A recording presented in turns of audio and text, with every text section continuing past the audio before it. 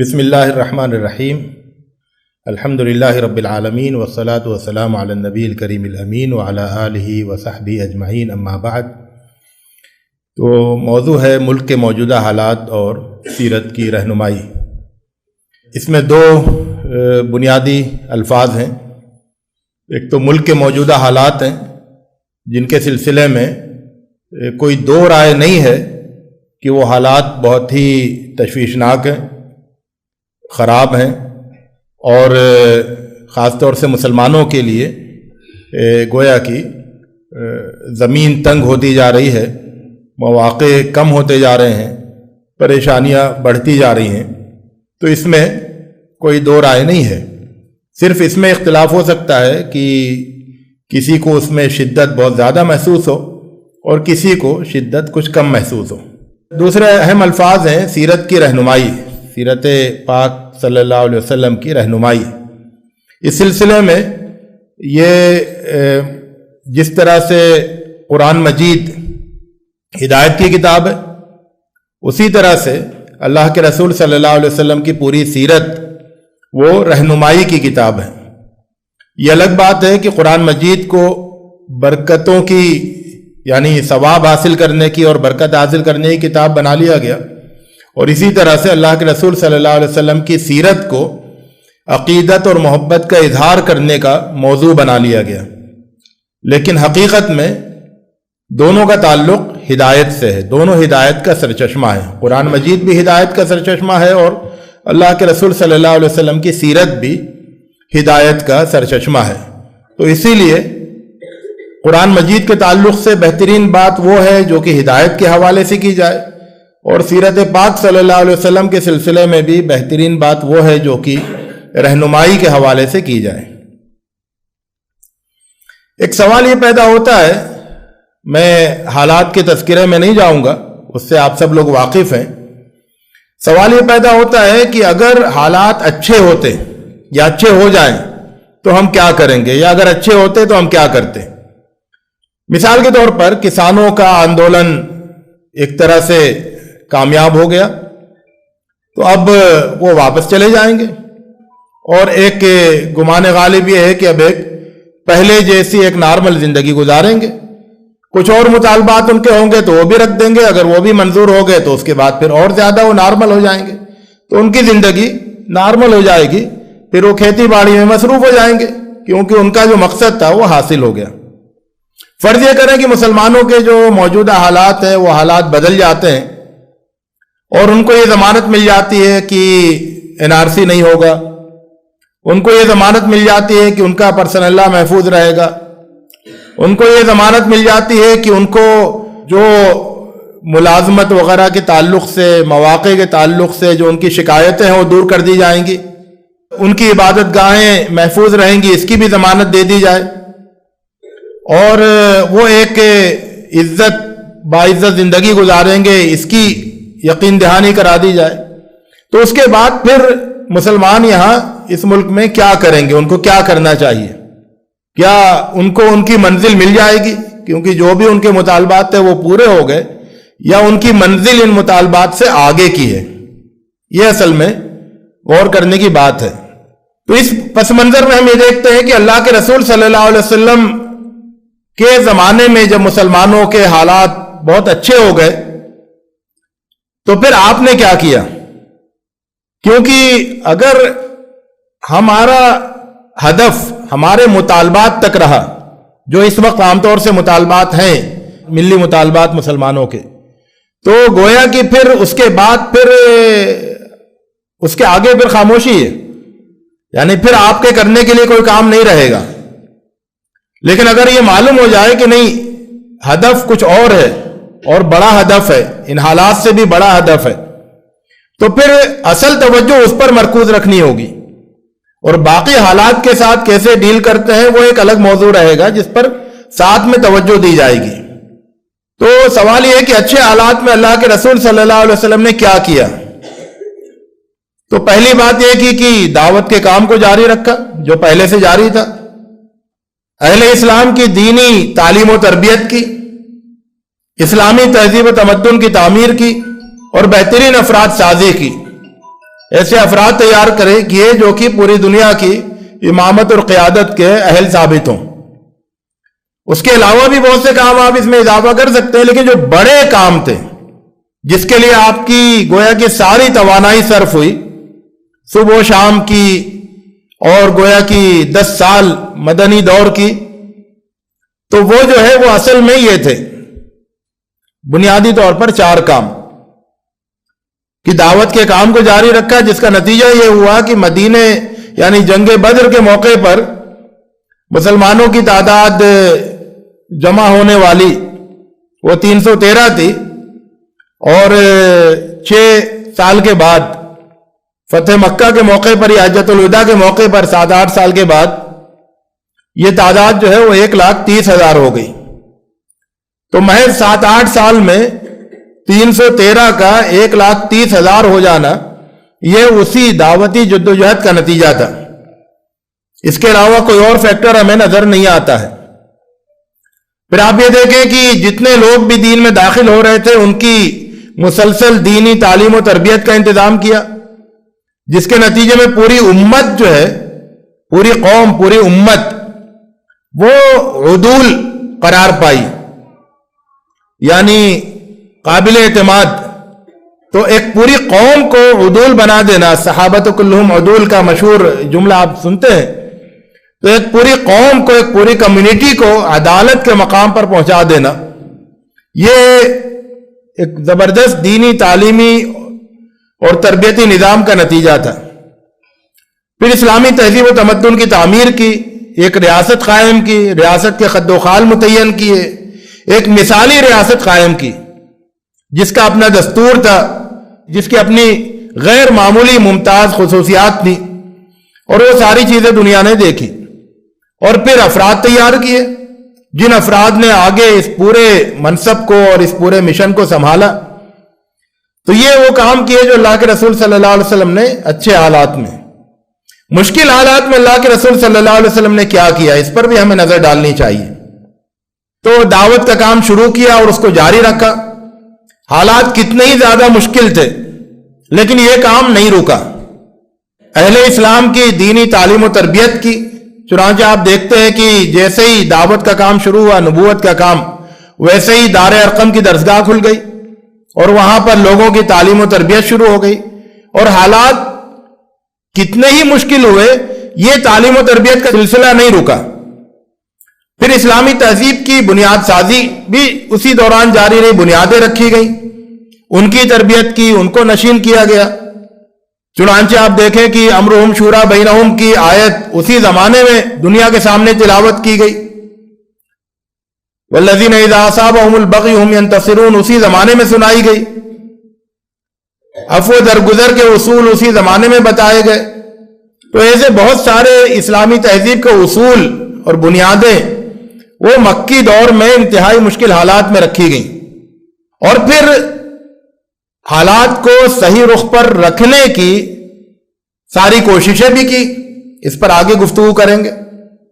تو مکی دور میں جو مسلسل پورا فوکس دعوت پر رہا، قولی اور عملی شہادت پر رہا دین کی، اس کے نتائج کیا سامنے آئے اس کو بھی ہم دیکھیں گے۔ یعنی اس کے نتیجہ ایک تو بہت ہی سادہ سا ہے کہ اہل اسلام کی تعداد بڑھی۔ چنانچہ جب اللہ کے رسول صلی اللہ علیہ وسلم کی بعثت کا ایک ابتدائی زمانہ وہ تھا جبکہ محض 3، 4، 12، 18 افراد نے اسلام قبول کیا تھا، اور اس کے بعد پھر بڑھتے بڑھتے بڑھتے بڑھتے مدنی دور ہی میں، مکی دور ہی میں، مکے ہی میں رہتے ہوئے وہ وقت بھی آیا کہ اسلام حبشہ میں پھیل گیا، اسلام مدینے میں پھیل گیا، مدینے کے جو 2 بڑے قبیلے تھے ان کی اکثریت اسلام میں داخل ہو گئی۔ ابھی مکی دور کی بات ہو رہی ہے، بہت سارے قبیلے اسلام میں داخل ہو گئے۔ حضرت ابو ذر غفاری رضی اللہ تعالیٰ عنہ جیسے مختلف صحابہ اپنے قبائل سے آئے، قبائل میں واپس گئے، وہاں دین کی دعوت دی اور وہ لوگ داخل ہوئے اسلام میں۔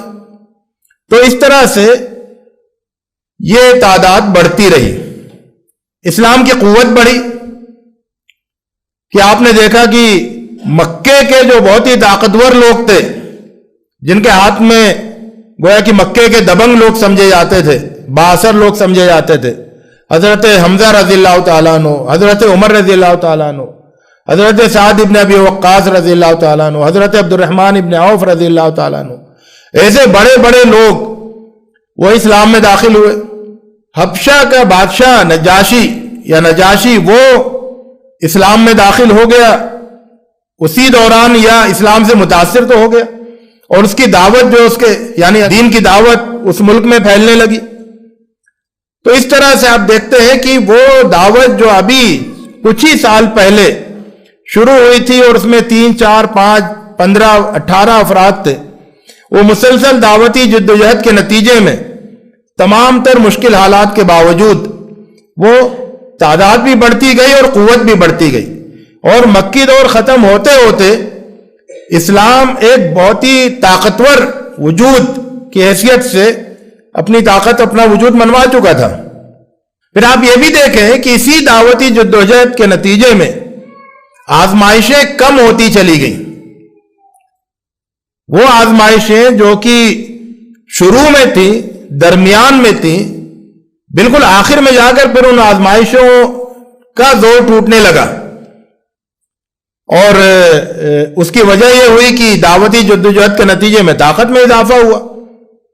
جب طاقت میں اضافہ ہوا تو پھر آزمائشیں جو ہیں وہ کمزور ہونے لگیں، کمزوروں پر زیادہ آزمائشیں آتی ہیں، طاقتور لوگوں پر جو ہے آزمائشیں کم ہوتی ہیں، اور پھر بالآخر حالات تبدیل ہو گئے۔ یہ جو اتنی بڑی تبدیلی آئی مکی دور سے مدنی دور میں تبدیل ہونے کی، اور مکہ سے مدینہ منتقل ہونے کی، اور ایک کمزور اقلیت کے بجائے ایک تابناک شاندار اسلامی ریاست قائم ہونے کی، تو یہ تبدیلی پورے طور پر دعوتی جدوجہد کے نتیجے میں آئی تھی۔ اس کے علاوہ کوئی اور فیکٹر ہم کو نظر نہیں آتا ہے۔ ہم آگے کچھ اور نکات بیان کریں گے اس حوالے سے، رہنمائی کے حوالے سے، کہ دیکھیے کہ ہر رسول کی سیرت کے 2 پہلو ہوتے ہیں۔ ایک ہوتا ہے معجزہ کا پہلو، آیا، ہر رسول اللہ کی نشانی ہوتا ہے، اللہ کی آیت ہوتا ہے، اور ہر رسول اپنی قوم کے لیے نمونہ ہوتا ہے، اسوہ ہوتا ہے۔ یہ 2 پہلو ہیں۔ مختلف نبیوں اور رسولوں کے یہاں اس میں تناسب میں فرق رہا ہے۔ چنانچہ حضرت ابراہیم علیہ السلام کے یہاں نمونے کا پہلو کافی نمایاں رہا ہے، اور ساتھ میں آیت کا پہلو بھی بہت نمایاں ہے۔ حضرت موسیٰ علیہ السلام کے یہاں نمونے کا پہلو کافی نمایاں ہے۔ حضرت عیسیٰ علیہ السلام کے یہاں آیت کا پہلو زیادہ نمایاں ہے۔ اللہ کے رسول صلی اللہ علیہ وسلم کی سیرت کا جب ہم جائزہ لیتے ہیں تو اس میں ہم دیکھتے ہیں کہ نمونے کا پہلو وہ کافی زیادہ نمایاں ہے بنسبت معجزے کے پہلو کے۔ چنانچہ وہ مقامات جہاں پر کہ دوسرے رسولوں کے ہاں معجزات نے آ کے یعنی معجزات کی کارفرمائی سامنے آئی، وہاں پر بھی اللہ کے رسول صلی اللہ علیہ وسلم کی سیرت میں کوششیں، تدبیریں وہ زیادہ نمایاں نظر آتی ہیں۔ معجزے یعنی معجزاتی پہلو جو ہے صرف وہیں پر ہے جہاں پر کہ آپ کو رہنمائی نہیں لینا ہو، جیسے معراج کا سفر ہے، اسراء اور معراج کا۔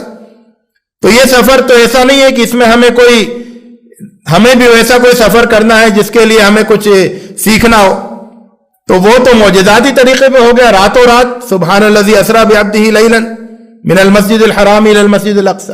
لیکن ہجرت کا جو سفر تھا وہ تو اپنے اندر رہنمائی کا پہلو رکھتا تھا، نمونے کا پہلو رکھتا تھا۔ تو ہجرت کا سفر جو بالکل انسانی طریقے سے ہوا، انسانی تدبیروں کے ذریعے سے ہوا۔ بہت ہی معمولی کچھ چیزیں اس میں ہو سکتی ہیں، ورنہ پورے طور پر وہ ایک انسانی سفر تھا۔ انسانی تدبیریں، انسانی خطرات، انسانی کوششیں، یہ سب چیزیں۔ اسی طرح آپ دیکھیں کہ جنگ بدر ہو یا جنگ احد ہو یا جنگ خندق ہو، خیبر ہو، فتح مکہ ہو، تمام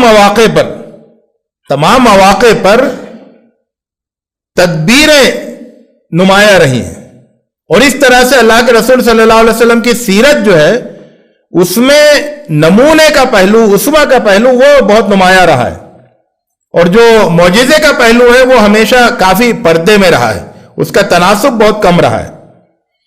یہ بات میں اس لیے کہہ رہا ہوں کہ اللہ کے رسول صلی اللہ علیہ وسلم کی سیرت کا جو بہت بڑا حصہ ہے وہ ہماری رہنمائی کے لیے بہت زیادہ مفید ہے، بہت زیادہ معاون ہے، اور سیرت کو اسی نقطۂ نظر سے دیکھنا چاہیے کہ اس میں رہنمائی کے کتنے پہلو ہیں۔ اگر میں یہ پوچھوں کہ مکی دور اور مدنی دور کی مشترک قدر کیا تھی، ایک تو ایک فرق آپ بہت نمایاں طور پر لوگ ذکر کرتے ہیں کہ مکی دور میں صبر کیا گیا، سختی سے جواب نہیں دیا گیا، اور مدنی دور میں صبر کا وہ پہلو سامنے آیا کہ سختی سے جواب دیا گیا۔ دونوں صبر ہے، یہ بھی صبر ہے کہ آپ سختی سے جواب نہیں دیں، اور یہ بھی صبر ہے کہ آپ سختی سے جواب دیں، دونوں کے الگ الگ مواقع ہیں۔ تو مکی دور میں سختی سے جواب نہیں دیا گیا اور خاموشی اختیار کی گئی، یعنی جو ظلم ہوتا رہا اس کو سہتے رہے۔ لیکن مدنی دور میں جب ظلم کرنے لوگ آئے تو ان کا منہ توڑ جواب دیا گیا، جس کے نتیجے میں جنگیں ہوئی۔ تو یہ تو فرق ہو گیا، لیکن مشترک قدر کیا ہے؟ وہ کوئی ایک ایسی چیز جو دونوں ادوار میں رہی ہو، وہ ہے پیش قدمی، اقدامیت۔ مکے کے دور میں سخت آزمائشیں تھیں، لیکن قدم آگے ہی بڑھتے رہے، پیچھے نہیں ہٹے، رکے نہیں، نہ رکے نہ پیچھے ہٹے، نہ رخ بدلا، بلکہ قدم آگے ہی بڑھتے رہے۔ اور مدنی دور میں بھی چھوٹی بڑی فوجیں آئی حملہ کرنے کے لیے، بڑے بڑے چیلنج آئے سامنے، لیکن جو رخ جو ہے وہ آگے ہی کی طرف رہا، نصب العین کی طرف آگے ہی بڑھتے رہے۔ تو نصب العین کیا تھا؟ نصب العین اقامت دین تھا، اور اس اقامت دین کے نصب العین کی طرف مکے میں بھی پیش قدمی جاری رہی اور مدینے میں بھی پیش قدمی جاری رہی۔ تو یہ جو اقدام ہے جو ہمیشہ رہا، کبھی اس میں کوئی کمزوری نہیں آئی۔ تو یہ جو اقدامی کیفیت ہے یہ نہ مکے میں کمزور پڑی نہ مدینے میں کمزور پڑی، بلکہ ہمیشہ یہ کیفیت جو ہے وہ اپنے شباب پر رہی۔ حالات پیش آئے، ان کا سامنا بھی کیا، لیکن یہ سامنا پیش قدمی جاری رکھتے ہوئے کیا، رک کر نہیں کیا۔ یعنی اقامت دین کی جدوجہد کو روک کر حالات کو بہتر بنانے کا کام نہیں کیا، بلکہ اقامت دین کی جدوجہد کو جاری رکھتے ہوئے حالات کو بہتر بنانے کا کام کیا۔ اور اس کے لیے جو تدبیریں کی وہ سب آپ کے سامنے، کہ غلاموں پر بہت ظلم ہو رہا تھا مکے میں جو اسلام قبول کر رہے تھے، باندیوں پر، غلاموں پر، تو ان کو خرید کر آزاد کر کے اپنی پناہ میں لیا گیا۔ ایک تو ان کو خریدا گیا، پھر خرید کے ان کو آزاد کیا گیا تاکہ ان کا اسٹیٹس اور بہتر ہو، اور اس کے بعد پھر اپنی پناہ دی گئی، اپنے قبیلے کی پناہ دی گئی، تو اس کے نتیجے میں ان کو زیادہ تحفظ ملا۔ تو جن لوگوں کے اوپر ظلم ہو رہا ہے ان کو تحفظ ملے، اس کی تو پوری کوشش کی گئی، لیکن یہ کام اپنے کام کو روک کر نہیں کیا گیا۔ تو اقامت دین کا سفر جاری رہا، اور اس کے ساتھ ساتھ جو بھی حالات پیش آ رہے تھے ان کو ایڈریس بھی کیا گیا۔ تو حبشہ بھی بھیجا گیا، تو اس میں یہ تھا کہ ایک طرح سے ریلیف بھی مل رہی تھی ان لوگوں کو، لیکن وہاں جا کر پھر اس کام کو انجام دینا تھا۔ مدینہ ہجرت کی، لیکن وہ ہجرت جو ہے وہ اسی پیش قدمی کا حصہ بنی۔ نہ صرف یہ کہ آپ ایک ظلم کے ماحول سے نکل کر امن کے ماحول میں آئے، لیکن اسی کے ساتھ وہ پیش قدمی کا بھی حصہ تھی۔ تو پیش قدمی جاری رہی، اور اس کے ساتھ ساتھ جو ہے یہ حالات کو آپ ایڈریس بھی کرتے رہے، ان کے ساتھ تعامل بھی کرتے رہے۔ اور یہ جو مسلسل دعوتی کوششیں تھیں وہ مسلسل دین اور امت کو طاقتور بناتی گئیں۔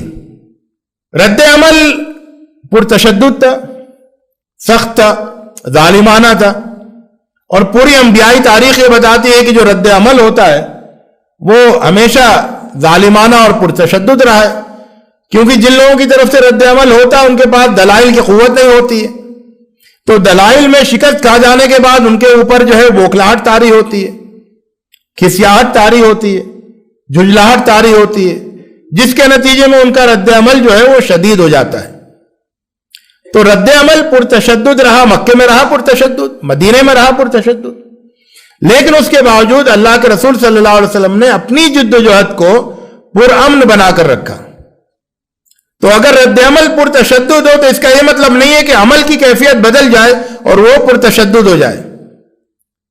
تو عمل کو ویسا ہی رہنا ہے جیسا کہ آپ نے پہلے سے سوچا ہے کہ ایسا ہونا چاہیے۔ رد عمل چاہے پرامن ہو چاہے پرتشدد ہو، آپ کا جو اقدام ہے، آپ کی جو پیش قدمی ہے، آپ کا جو منصوبہ ہے، وہ آپ کے سوچے سمجھے طریقے کے مطابق ہونا چاہیے۔ اور ظاہر ہے کہ پرامن جد و جہد وہ زیادہ نتیجہ خیز ہوتی ہے، کہیں زیادہ نتیجہ خیز ہوتی ہے کسی بھی پرتشدد جد و جہد کے مقابلے میں۔ اللہ کے رسول صلی اللہ علیہ وسلم نے مکے میں بھی اور مدینے میں بھی خانہ جنگی کی نوبت نہیں آنے دی۔ چنانچہ مکے میں آپ مشرکوں کے ظلم کو برداشت کرتے رہے لیکن ان کے خلاف تلوار نہیں اٹھائی۔ مدینے میں منافقوں کی ریشہ دوانیاں برداشت کرتے رہے اور ان کے خلاف بھی تلوار نہیں اٹھائی، کیونکہ یہ چاہے وہاں پر تلوار اٹھاتے تب بھی خانہ جنگی ہوتی اور یہاں تلوار اٹھاتے جب بھی خانہ جنگی جیسی کیفیت پیدا ہوتی۔ تو آبادی کے اندر قتل و خون ہو، خانہ جنگی ہو، اس کی کیفیت اللہ کے رسول صلی اللہ علیہ وسلم نے نہ مکے میں پیدا ہونے دی نہ مدینہ میں پیدا ہونے دی۔ یہ ایک بہت ہی تاریخی چیز ہے، بہت ہی اسلامی تاریخ کا نہایت روشن پہلو ہے کہ اسلامی تاریخ کی پہلی ریاست یعنی ریاست مدینہ، اس کا قیام پرامن طریقے سے ہوا، اور پہلا شہر یعنی مکہ وہ پرامن طریقے سے فتح ہوا۔ تو پہلی ریاست، ظاہر ہے کہ اللہ کے رسول صلی اللہ علیہ وسلم جب ہجرت کر کے مدینہ آئے اور وہاں پر ریاست قائم کی، تو اس ریاست کے قیام کے عمل میں تاریخ بتاتی ہے کہ ایک بھی خون نہیں بہا، خون کا ایک قطرہ نہیں بہا۔ حالانکہ وہاں پر یہودی قبیلے تھے اور بہت طاقتور یہودی قبیلے تھے، وہاں پر ابھی مشرکین بھی باقی تھے، وہاں پر منافقین کی بھی بڑی تعداد تھی، اور وہاں پر ریاست کی حکمرانی کے دعوے دار بھی موجود تھے عبداللہ بن ابی کی صورت میں۔ لیکن اس کے باوجود اللہ کے رسول صلی اللہ علیہ وسلم نے ایسا طریقہ اختیار کیا کہ کوئی ٹکراؤ نہیں ہو اور بہت ہی پرامن طریقے سے اس ریاست کا قیام عمل میں آئے۔ بعد میں جو جنگیں ہوئی وہ جنگیں تھیں جو کہ اس ریاست پر لوگ جب حملہ آور ہوئے تو ان کے ساتھ جنگیں ہوئیں، یا اس ریاست کو نقصان پہنچانے کے لیے لوگوں نے جب کوششیں کی، منصوبے بنائے، تو ان کو روکنے کے لیے وہ جنگیں ہوئیں، پیش قدمیاں ہوئیں۔ اسی طرح آپ دیکھیں کہ مکہ شہر جو کہ اس وقت عرب کا مرکز تھا، اس کی فتح وہ بالکل پرامن طریقے سے ہوئی۔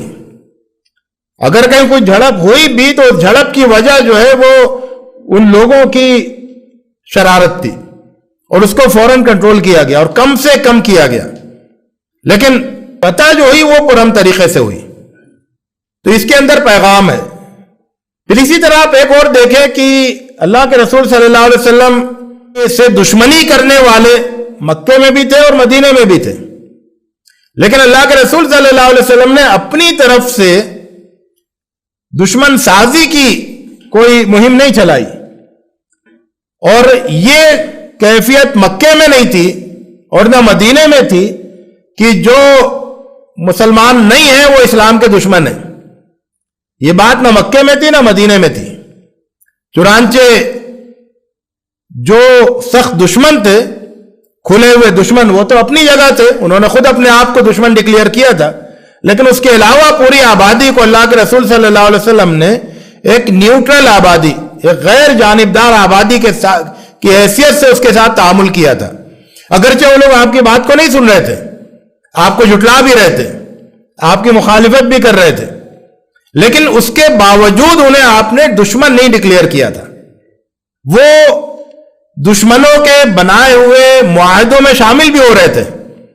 یعنی جب کچھ سرداروں نے مل کر یہ معاہدہ کیا کہ پورے مکے کے سارے لوگ اور باہر کے قبیلے اللہ کے رسول صلی اللہ علیہ وسلم اور آپ کے ماننے والوں کا سوشل بائیکاٹ کریں گے، تو سوشل بائیکاٹ کے معاہدے میں سارے لوگ شامل ہوئے، لیکن اللہ کے رسول صلی اللہ علیہ وسلم نے سارے لوگوں کو اپنا دشمن نہیں قرار دیا،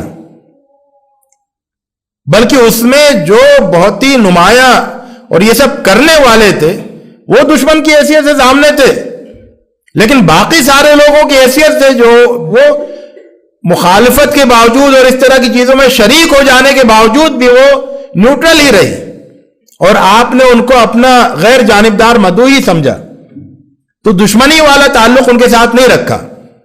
اور جو دشمن تھے اور سخت دشمن تھے، جانی دشمن تھے، جنہوں نے دشمنی کی ساری حدوں کو پار کر لیا تھا، ان کے سلسلے میں بھی آپ نے یہ فیصلہ نہیں کیا کہ یہ ہمیشہ ہمیش کے دشمن ہیں۔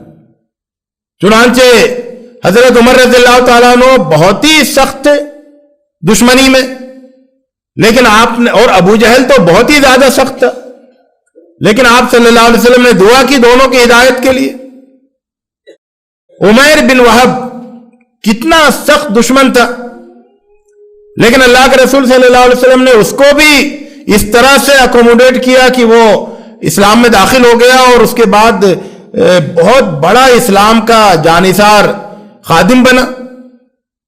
تو انتہائی سخت دشمن جو تھے، انہیں بھی اللہ کے رسول صلی اللہ علیہ وسلم نے ان کے بارے میں یہ فیصلہ نہیں کیا کہ یہ اب ہمیشہ کے لیے دشمن ہے، بلکہ یہ اسپیس باقی رکھا، جگہ باقی رکھی، گنجائش باقی رکھی کہ کبھی بھی وہ واپس آ سکتے ہیں، اور اس کے لیے دروازے کھلے، بلکہ اس کے لیے راہیں ہموار رکھی ہمیشہ کہ ان کو اگر واپسی کا ان کو فیصلہ لینا ہے تو اس میں کوئی ان کو دشواری نہیں سامنے آئے ان کی۔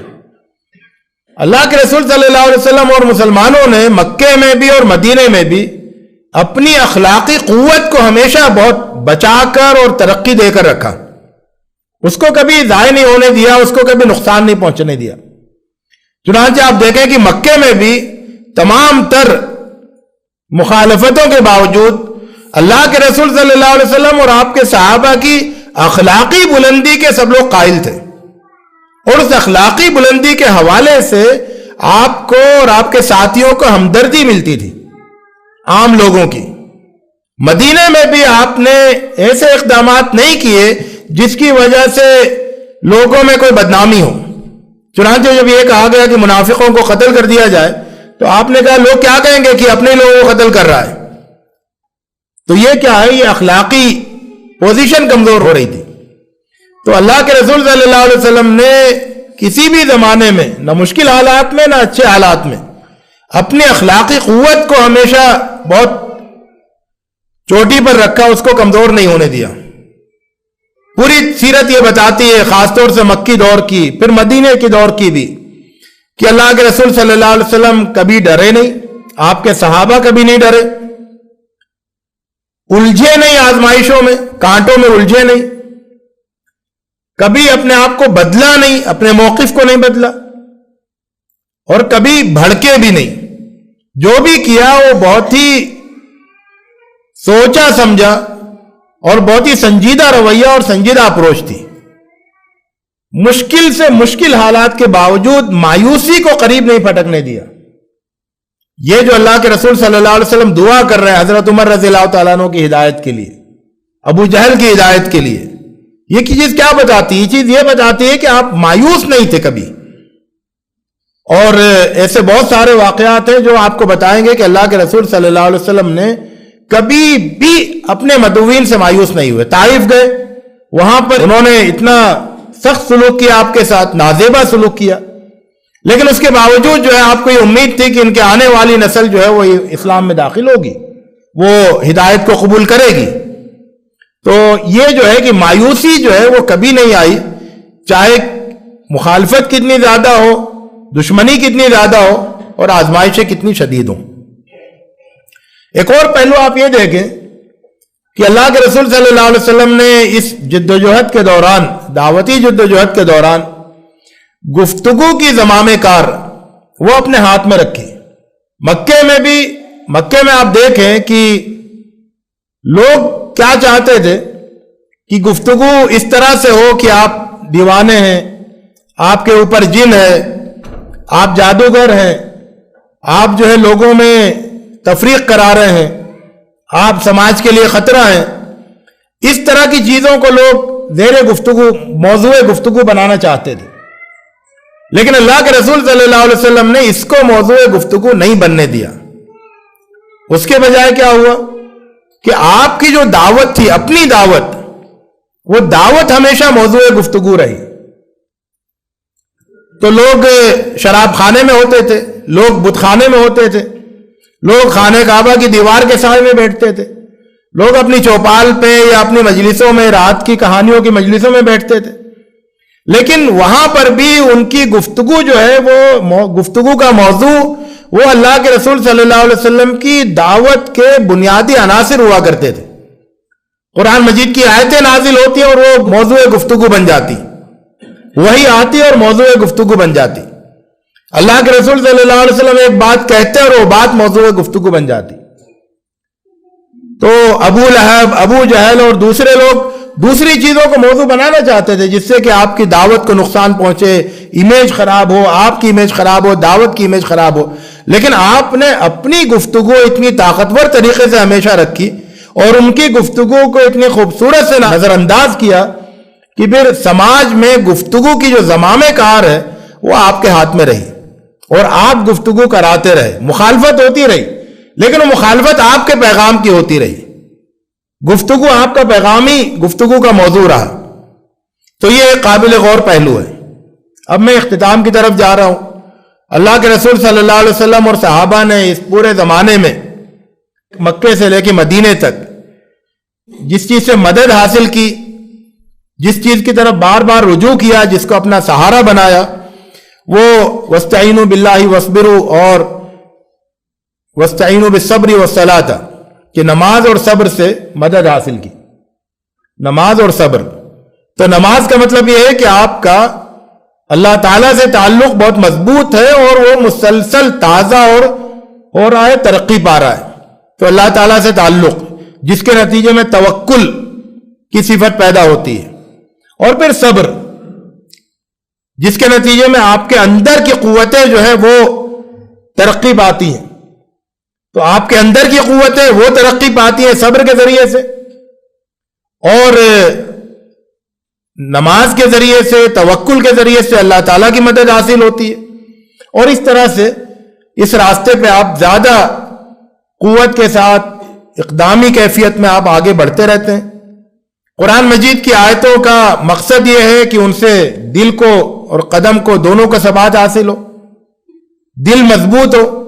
تو آیتوں کا ایک بہت بڑا اثر یہ دلوں پر ہوتا ہے مومن کے، کہ ان کے دلوں میں مضبوطی آتی ہے، دلوں میں سے خوف نکلتا ہے، مایوسی نہیں آنے دیتا ہے، اور ایک مضبوطی آتی ہے، اور دوسری طرف جو ہے ثابت قدمی حاصل ہوتی ہے، استقامت حاصل ہوتی ہے اپنے موقف پر، اپنے راستے پر، جس کے نتیجے میں آپ راستے سے بھٹکتے نہیں ہیں، پیٹ نہیں موڑتے ہیں، پیچھے نہیں ہٹتے ہیں، ڈرتے نہیں ہیں، آگے بڑھتے رہتے ہیں۔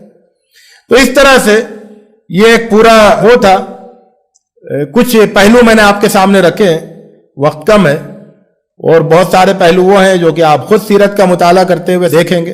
بنیادی بات یہ ہے، جو اصل بات ہے وہ یہ کہ اللہ کے رسول صلی اللہ علیہ وسلم کی سیرت سے، اللہ کے رسول صلی اللہ علیہ وسلم سے تو ہمارا عقیدت اور محبت کا تعلق ہے، اور وہ مضبوط سے مضبوط تر ہونا چاہیے، لیکن سیرت پاک سے جو ہمارا تعلق ہو وہ رہنمائی حاصل کرنے کا ہو، وہ حکمت عملی وہاں سے اخذ کرنے کا ہو، اس کی روشنی میں لائے عمل بنانے کا ہو، اور ہم اپنے جذبات اور اپنی خواہشات سے آگے بڑھ کر یہ دیکھیں کہ ایسے حالات میں اللہ کے رسول صلی اللہ علیہ وسلم نے کیا طریقہ اختیار کیا تھا، کیا رویہ اختیار کیا تھا۔ اسی میں ہمارے لیے خیر ہے، اور اسی سے پھر آگے کی راہیں نکلیں گی۔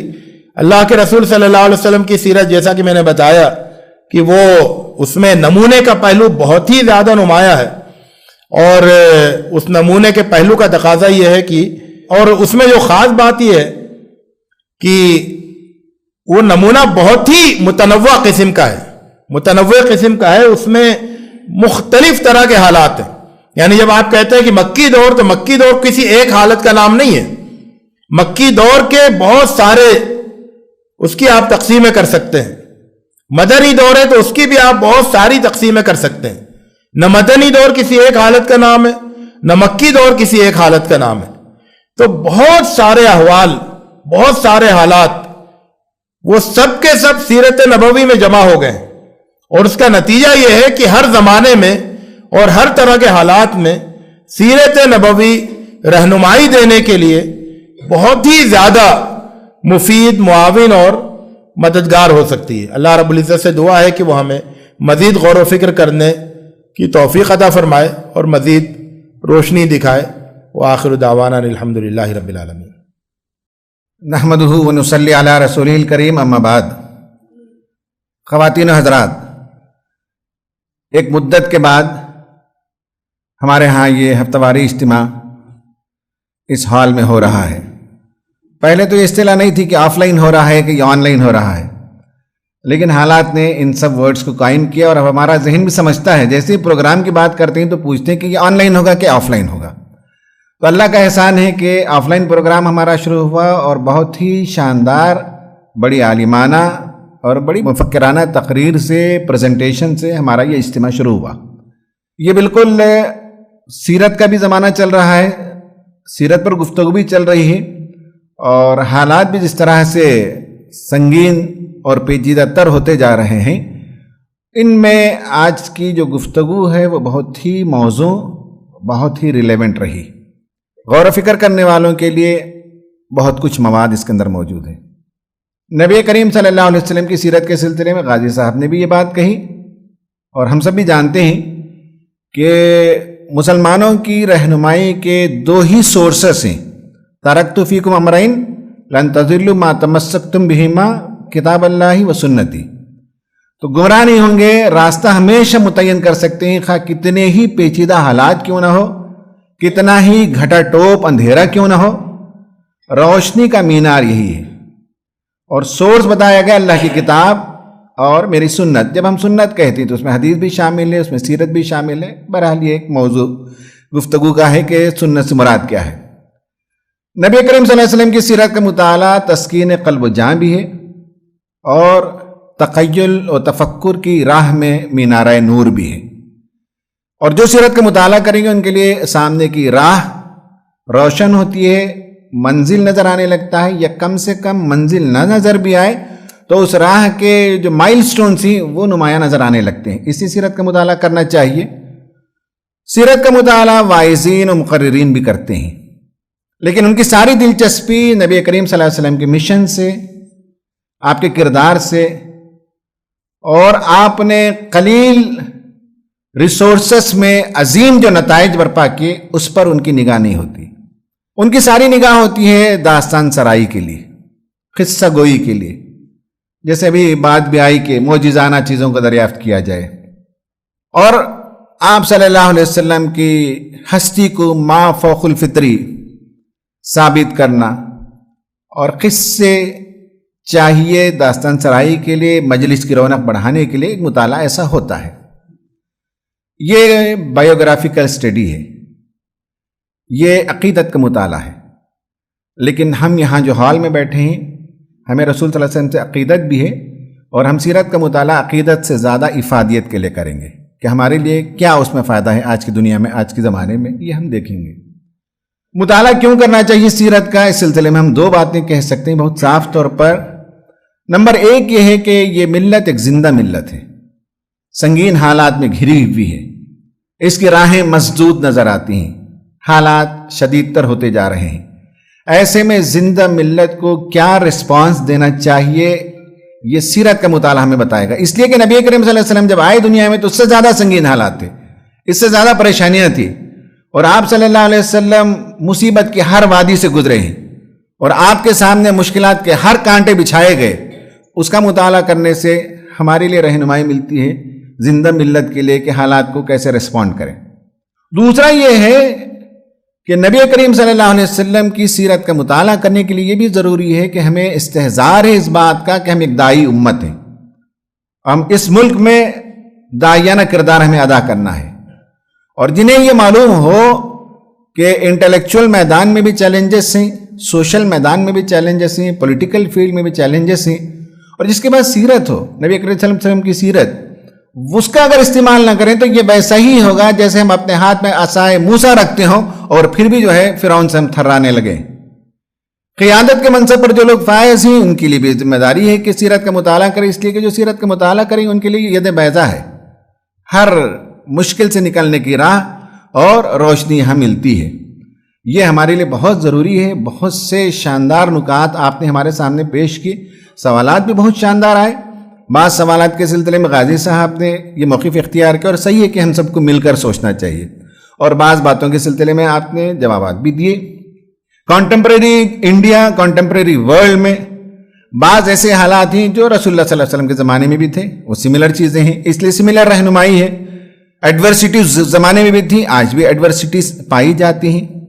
اس زمانے میں بھی توہم پرستی تھی، اس زمانے میں بھی شرک موجود تھا، اس زمانے میں بھی فرعونیت تھی، اور آج بھی یہ ساری چیزیں پائی جاتی ہیں۔ تو اس لیے بعض چیزیں سملر ہیں اور بعض چیزیں بالکل مختلف ہیں۔